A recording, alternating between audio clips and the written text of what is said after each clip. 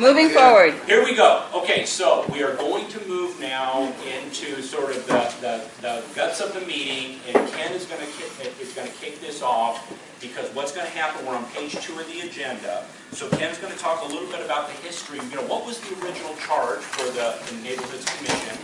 And then that's going to set the stage for the small groups. And the small groups, remember how this is going to work. The very first thing you'll talk about in the small group is the purpose of the commission.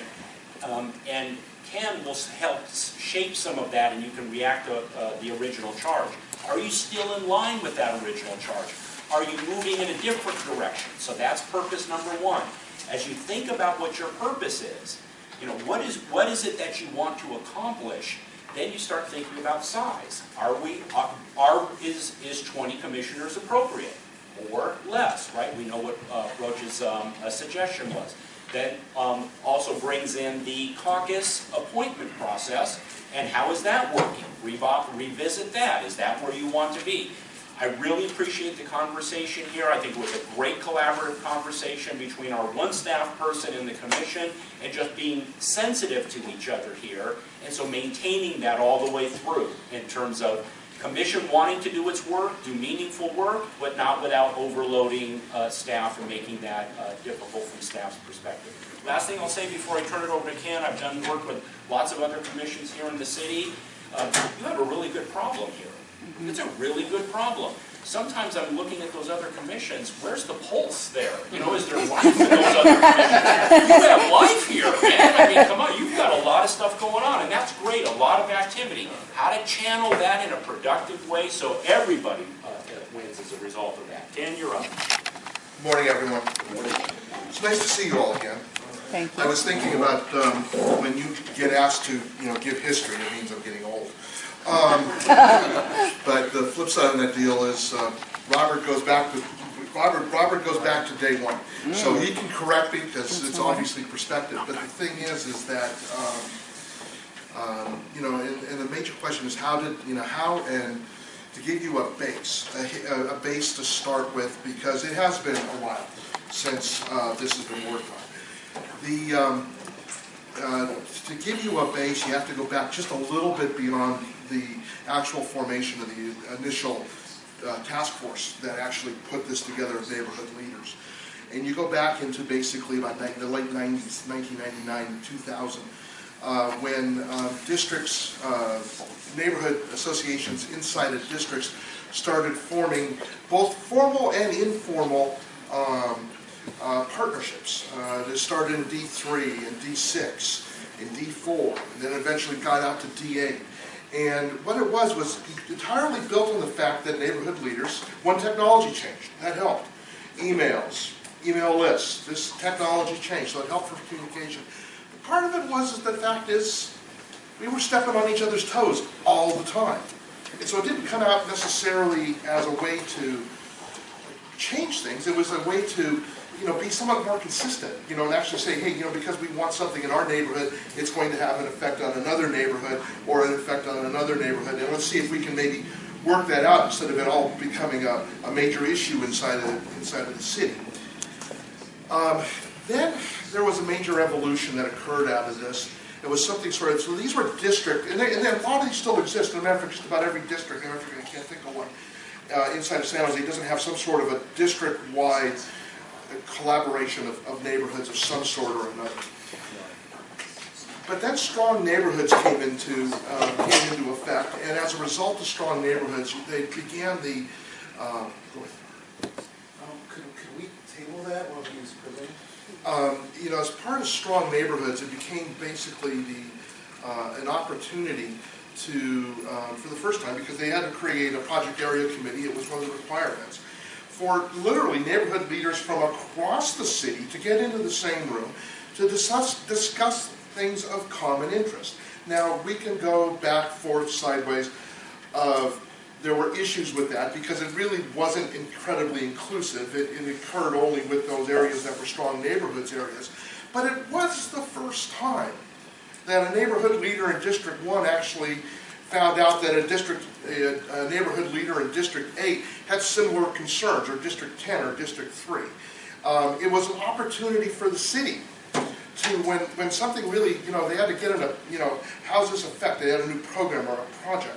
It was an opportunity to at least express that or get some opinion from a, at a neighborhood level. As the Strong Neighborhoods Initiative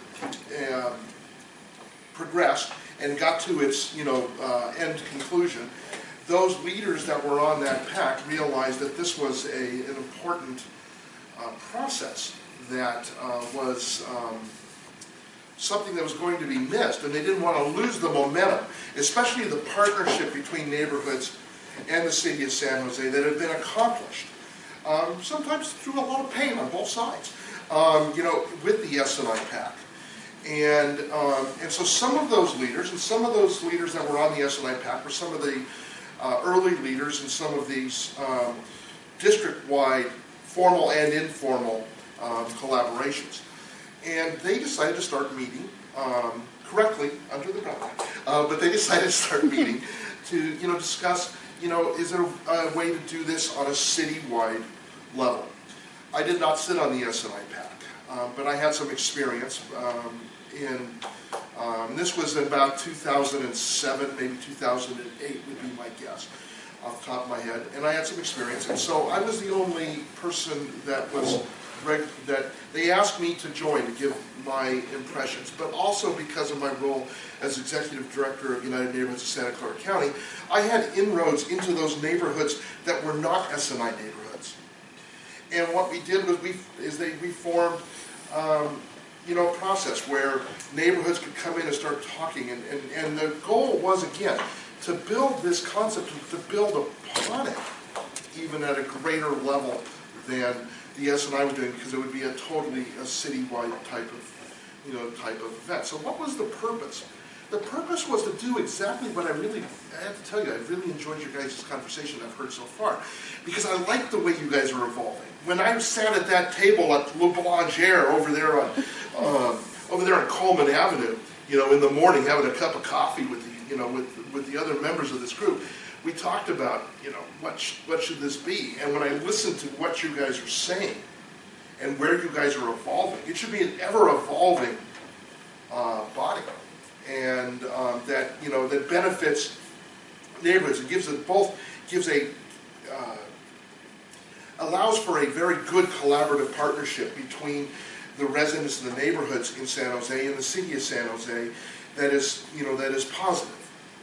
I will tell you that I sometimes, being a neighborhood leader, being one of those people that sometimes have been called a rabble-rouser, I will say that I always have a little sympathy for the city, because getting you guys all to do things is like herding cats. It's not, we're all activists by our nature. So, when somebody says no, we normally see a green light. So I tell you, the best thing I've ever found is just always remember the fact that this was always, thought of, built to be a collaborative, not, organization, where we were looking at the city, the goal and the promise when we talked was that basically was to make San Jose, or not make it, but it already is, but it confirmed the concept that San Jose is a great city. And it's a great city because of its neighborhoods. Okay? And that is what, we talked about that a lot at that table, especially when I started pontificating. Now, some of the things that came along, some of the things that I know you guys are discussing, that I want to at least give you some base on. The selection, one thing that came along with the neighborhood leaders in those meetings was that how this committee was selected was a lot of the discussion. The neighborhood leaders of the meeting didn't want political appointments. They wanted people on the commission that basically were representatives of the neighborhoods, and in some ways were at least vetted and recommended by the neighborhoods, so that we had true neighborhood leaders on the commission. And so that process, because of that, that's where that whole caucus process came from. It was very unique. I mean, there was met with a lot of resistance. I thought it was weird the first time I heard it myself, but being probably the person who has moderated more caucuses than probably anybody else in San Jose, I can tell you, it's exciting and I find it exhilarating and it's a great way to select. But that doesn't mean the process itself shouldn't evolve along with everything else. But that was the reasoning for the caucus, was to develop a vetting process so that neighborhood leaders, people who could bring information back to their neighborhoods and back to their districts, would be on this commission, and that it would work and it wouldn't die. Representation. I heard earlier you guys were talking about, and I've seen Councilmember Rocha's memo, and you're talking about the makeup of the numbers. Every number under the sun, starting at 10, was discussed during these meetings. 10, 20, 30, 40, even 40, 40 I'm going. I sat on a task force in San Jose for 3 years that had 25 members. I can tell you that we got a lot of great work done, but it took us over a year to get to the point of actually being able to figure out how to work, because it is difficult when you have a larger commission. Or a larger, a larger body, to get everybody, be able to have their say. But the concept is that in terms of the numbers, was that at any given time, that every district at every meeting was represented. And so that's where the multiples come into play. And I'm not going to tell you whether I think what number I think. I can tell you I never thought 30 was going to work. But that said, the idea is that because things happen, but you never really wanted to have a commission meeting. Our concept was, that's why our concept was, you never wanted to have a commission meeting where a district wasn't represented. And so that was at least the base. Where you guys go for that, or how that works, you guys have got more experience now in how your commission works than we have sitting at that table. Okay, so you guys are going to have to, but I wanted to give you at least the base where that mindset was coming from. This commission in many ways was unique because it really, it really dealt with citywide issues that were area oriented but broader in terms of areas, so that you could look at things like the drones. You have an oversight, to give recommendations on the budget. There are, and give it from a perspective coming from neighborhoods.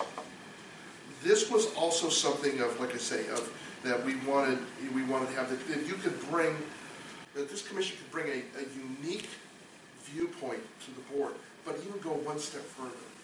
If the city was in a position where it needs to actually see, how does this look at citywide from a neighborhood perspective, they could also bring it to you. And this was something the SNI PAC was able to do in its limited ability. The Neighborhoods Commission can, has the ability, because it's a better, more inclusive membership, to be able to do that. I want to just close. So that's at least the base, and I'll answer some questions. There are a couple, and I think I have a little bit of time if you have some. But the base is that understand that, notwithstanding, every commission, every body is going to have its ups and its downs and its waxes and wanes. But I will tell you that the people that I know that were in that room with me, we talk about this every once in a while, and I will tell you that they're very pleased with the directions that you're going, and what you guys have, what this commission has done for the city in the past 5, 6, 7 years. Okay, great. And just in terms of questions for Ken, let's focus it around that question that's on the agenda. How is the purpose, focus, scope of the commission today similar or different from what was envisioned in 2006, 2007? And then this will set the stage for you to have your deliberations about what should be the purpose, scope, focus. Go ahead. Just to reiterate or reinforce, his statement that they never wanted to have a commission meeting where a district was not represented, I think is a huge driver Yes. in why we're pushing Yeah. for 20. Okay, to have two Yes, sir. commissioners from each district. Okay, good. And note these points, right, because you'll be discussing these in your groups, yeah. So, first of all, thank you for all you've done. I'm lucky enough to say that my dad was part of the first neighborhood association that was made in the team, and because of that, and because of that, I remember he broke down and we had a neighborhood park that was done, and that was the first time that I was ever exposed as a child. So, Oh, this is wonderful, and now it's Yes. on to your generation. How yes, great. and so, to me, I want to thank you first for your service, because you really, this has evolved already. And I think that when we say we're pushing things forward, because of technology changing, and bottom line, it's a 10th largest city in the United States. And to decrease it, this is my own personal point of view, we have a huge population here. And I represent District 6, and we're lucky enough to have a lot of neighbors that have neighborhood associations. Some of them aren't developed, they're not working, but we have a higher amount and more active residents in our District 6 than other districts. So for us, and me in particular, and I'll speak on behalf of Jim, it's been a great partnership because we're able to kind of divide and conquer. There's other neighborhoods that might need two representatives, like District 8 doesn't have a lot of neighborhoods, and maybe that's why they would need another hand in order to help and facilitate them to have their neighborhood associations develop and be a means of communication from the bottom up and the top down.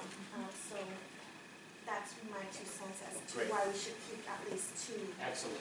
Okay, and that's great, and as we're moving forward here, you can hold on to those kinds of points and bring those up in your small groups, okay? Because that's what we're wanting small groups to do. Go ahead. Yeah, Ken, thank you for being here. It was very informative, to say the least, to hear the historic. A couple things you mentioned I really want to emphasize, and I have a specific question. Partnership between neighborhood and city, to me, that's kind of the core area here that we're trying to perform. And you mentioned collaboration between city and residents, bringing the city and residents together. And the other one you said, which I thought was very powerful, no political appointments. We're unbiased. We're representing the average resident and issues that are germane to them, and I think that's very insightful. And then the key area, district representation. We can't lose sight of the size of this city and the diversity of this city, that we make sure we maintain that representation, whether it be 2, 3, 4 per district. I'm not going to go there right now, but I think that representation is core. My specific question for you is, the original charter was to talk about advising the council about affecting the quality of life of the residents, that broad spectrum, and it talked about sub-areas like transportation, safety, etc. I'd like a little color from you, what was discussed in those early days about that broad spectrum of quality of life.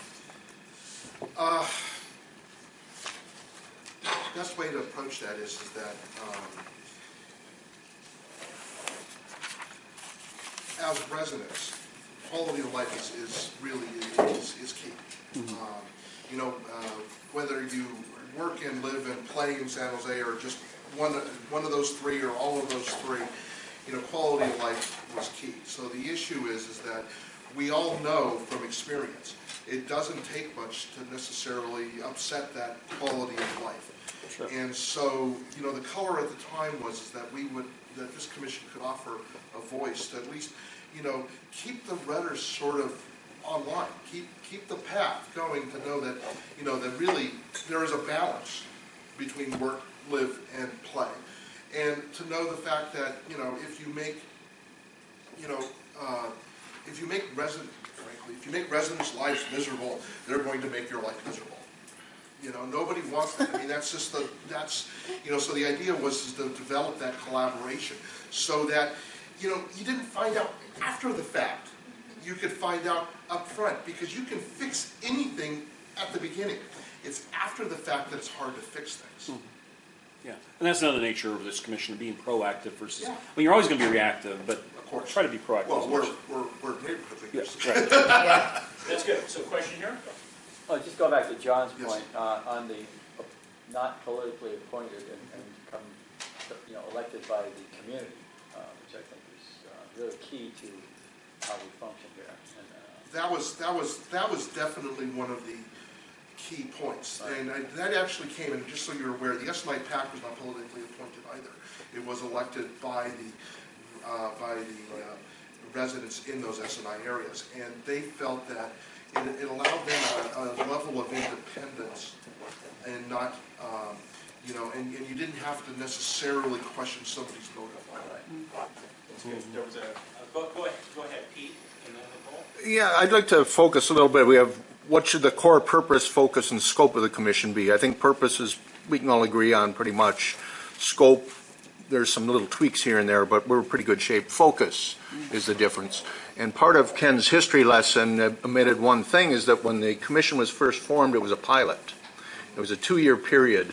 And the decision of the people at the table at that point was to keep their heads down below the radar so that they wouldn't upset anybody, get through the pilot program, and at that point really engage. And Robert can attest to this. What happened is it got into just a static mode where you came to a meeting, you got a presentation, and you went on.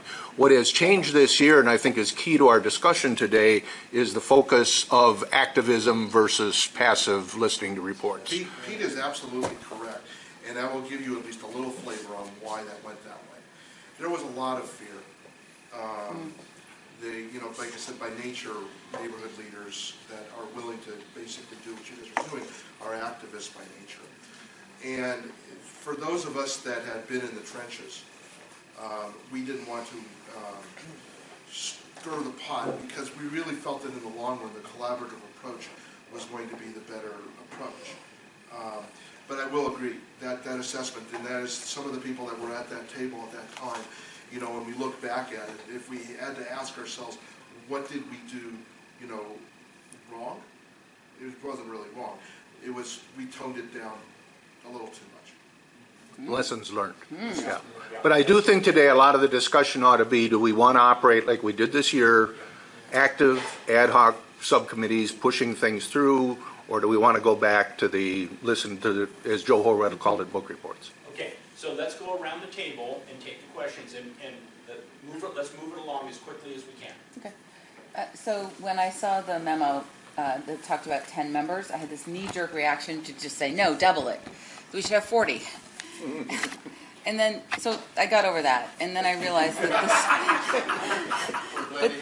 but then I thought, since the commission was started and now the city's grown by a couple 100,000 people, and we're going to grow by another 400,000 people by the end of the whatever near-term future, probably within my term. So how outlandish is it to actually manage a group of 40 people who can really listen and really get things done? My gut says try it next term or try it in a couple years. One side of my gut, and then my citizen says that it's better for the city if we have more eyes and ears on the ground doing what John says, being the eyes and ears, being a think tank for the city. So what are your thoughts on that? If you're going to be, the first question I always have when somebody asks me about size is how much business are you able to do because of the size? I think the larger you are, you have to break some issues down into smaller groups, because I don't see any way around it. That's what worked for us in Sunshine Task Force. We were eventually broke that group of 25 people down into smaller, into their areas of interest. We got a lot more work done in a very, very fast period of time. If you go larger, the second thing I would say is, is you have to look at your quorums. If you're having challenges getting quorums because your groups are too large, then you become ineffective. Okay. If you found a size where you're on a regular basis have a quorum, and you have representation, then maybe you found the right size. I would say that if you're going to, my take on it is, I have to be honest with you, and I'll tell you where my take at the time. I was not in the majority. The majority at that time thought 30 was the right number. I always thought 20 was the right number. Okay, that's my opinion. But I would say that whatever number you want to concentrate on, if you're going to go larger, it better come with a work plan on how you're going to work with that level and that number. Because realize that adding 10 activists to a group of activists is like, exponential, not arithmetic. Yeah, okay. Thank you. Excellent, we're around the table here. Actually, let's go here. We haven't heard from you today, so let's. I am awake. I'm just really listening today. I'm trying to listen. But, as we're talking about size, one of my concerns is the diversity of the commission itself. I mean, we have, 4 or 5 women on one side, and I don't know how much of it could be helped or, what we're doing to attract. And then also minority, we don't have any Vietnamese Americans, and I know they're one of the largest minorities that we have in the city. So how do we address not just the size, but the diversity of the board, of the commission? Because I see a lot of talented, very gifted individuals, very dedicated, but I think we still are not fully representing, the members of the city. I would say that diversity is key in the long run of this commission, and diversity starts with outreach in your caucus selection process. Yeah. And, Yeah, we need to do a better job recruiting. Yeah, and to figure out how to get into those communities so that, and how to get into those communities, because believe me, I can tell you as Executive Director of United Neighborhoods of Santa Clara County, there are neighborhood leaders in every single diverse aspect that's out there. It's just a matter of how to get there and how to get them to understand that this is an important part of that process. And we're down the table here. Go ahead. So I started running into Pete a lot when I started attending neighborhood commission meetings. And I think we both shared somewhat of an opinion, which was at the time, they weren't doing anything. Right, they were having a lot of meetings. And I remember at one point, I was in a commission where I just said, I think one of the things I said was, and this was related to saving the Rancho del Pueblo golf course, I said, you need to do something. You need to voice your opinion at least, right? Whatever that opinion is, do it. And so I'm glad that now we do a lot, right? I mean, that's one of the reasons I think many of us on the commission to make sure that we do a lot. And we are doing a lot, but I think what I see is, and what I wrote down is the key to being able to sustain the volume that we're doing, and maybe even do more, is to do what we do at work, which is to become more efficient and effective. And so I personally don't think we are being efficient and effective, as efficient and effective as we can be, and especially if we consider city staff and other departments, right? City staff means all the departments, as part of the resources that we're using. And so I think we need to be prudent when we choose what we do, how we move forward, so we can do more using less resources. So I just throw that out. +1. Okay, excellent. There's questions here? Robert? Jonathan and I represent 114,000 residents in our district. And we have done remarkably well, first of all, by saving the golf course on King Road and San Antonio, where the city wanted to remove it, build housing, and which we really did need at that time in that area. And so far, that golf course is still standing strong. And I believe we accomplished, and we put in a lot of time. Am I correct, Jonathan? Absolutely. Yes. And so, through that, we have made a great accomplishment. We have done other things, like neighborhood illegal dumping. It was bad in our area. Now you can drive by. We have one of the cleanest areas. I'm not saying it's completely gone, but the majority is completely gone. And as to, she can attest that it has really worked by this commission. Yeah. And council has listened to us. And so we have been very progressively doing our jobs. It hasn't been easy, but this is what we were elected to do, to represent our residents. Okay. And the question I would put out as you get into the small groups, are these the right things you should be working on? Are these, I'm looking over here at your work plan items. Are these work plan items, does that fit within the charge, the scope, the purpose of the commission moving forward? And, and maybe they do. There's no question about it. Maybe there's some questions there. Okay, Jonathan, did you have a? Yeah, so I mean, Robert's absolutely right. And I think it takes at least 2 commissioners per district to be able to accomplish what we've done, and what all of us have done in this room. And if we want to have more diversity on the commission, we need to have the same amount of people or more. If we reduce it to 10 people, by nature, that's going to reduce the amount of diversity we can have. Yeah. So I think it's a mistake to reduce it. Olivia. So 2 things. When you originally started, I know that council, when you started working with them, they knew exactly what the neighborhood association, not neighborhood commission, was there to facilitate and work with them. I've asked several council members about this retreat, and they said, well, we don't really know what the commission's for, and they're the council. And it saddened me in part because when it originally started, and it was a collaboration with the council at that time, they were able to use the neighborhood commission and the smaller neighborhoods in order to do a lot of good work for the citizens. And we're a great tool, and it's not being utilized. So if the council doesn't even know what we do, how can we expect them to even listen to the reports that we work on? Because they don't even know that they're supposed to take our point of view. Yeah, very well said. Go ahead, jump in. So I just wanted to piggyback on that because it's something I'm really fighting with, being on the commission now for 3 years and where we are and where we're going and what our purpose is. And I heard what the manager had to say. The city manager said he wants to hear our input on a bunch of different ideas.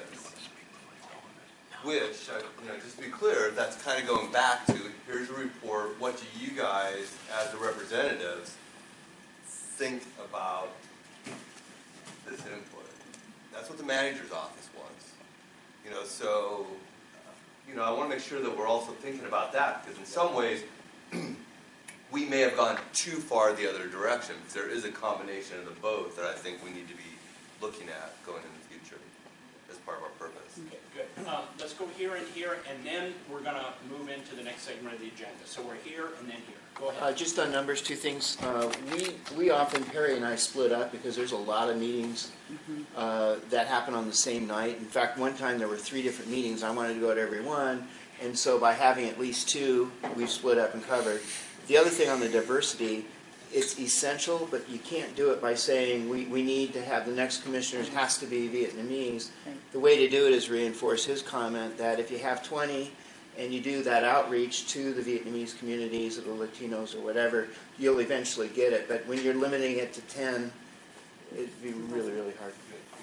Yeah, and going back to what Olivia and Terry said, I had a lot of heartburn, as I mentioned this earlier, about this rules committee meeting where the city council members and the mayor was there, and they did not really have a handle on what this commission did, and I found that hard to believe.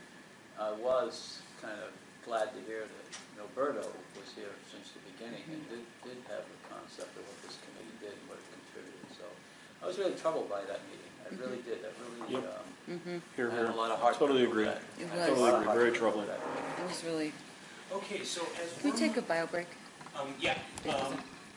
I know it's I second that. Let me do this, and then this will be a perfect time for a break. His response, Oh. though. It was also more of a question as to what did you guys do differently when you originally started and you had council on board and you were able to collaborate with them, as opposed to the problems that we're having now, where even I've heard through other commissioners that it might be difficult to speak with council because they really don't.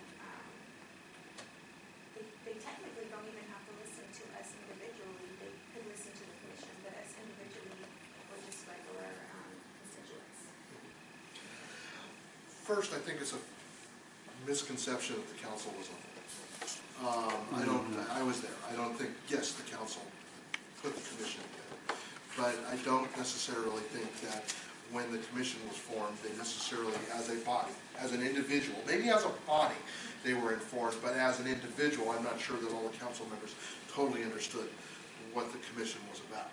There was a lot of trepidation. It's part of the reason why this pilot project. There was there was a lot of concern.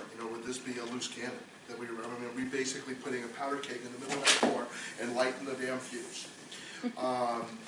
There was a lot of, I have to tell you, even the neighborhood leaders that were involved.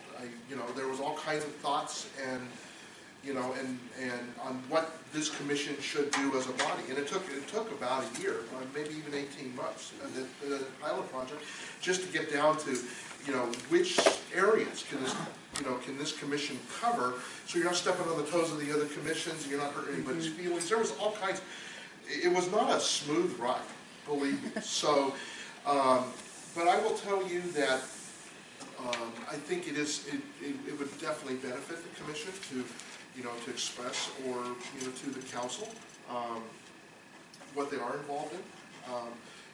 Outreach to the council, especially your own council offices, just to say, we're here, we're a resource for you. Make sure that they are, that they are informed. They have a lot of stuff on their plates. They really do.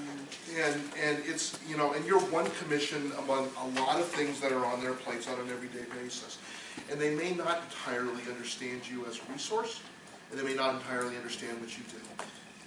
That is something that you can do. But I will tell you, it was not necessarily, don't think we all got up there and all sang Kumbaya at the same time, because we didn't. Okay. And that is a perfect segue into where we're going right now. Actually, let's give Thank you, Ken. I want to thank all of you. I got to tell you, just meeting with you guys, it's just the same thing when I do the caucuses.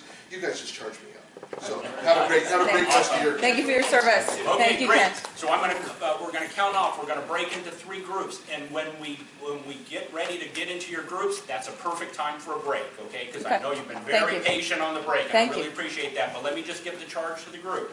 In the group, the first question, and Ken just set this up. What do you want to let council know from your perspective? What is your purpose? What's your focus? What's your scope? What are you about as a commission? So that's the first question in your small groups. You need to have a scribe in your small groups, right? Somebody who's going to be recording, because we're going to have the report out.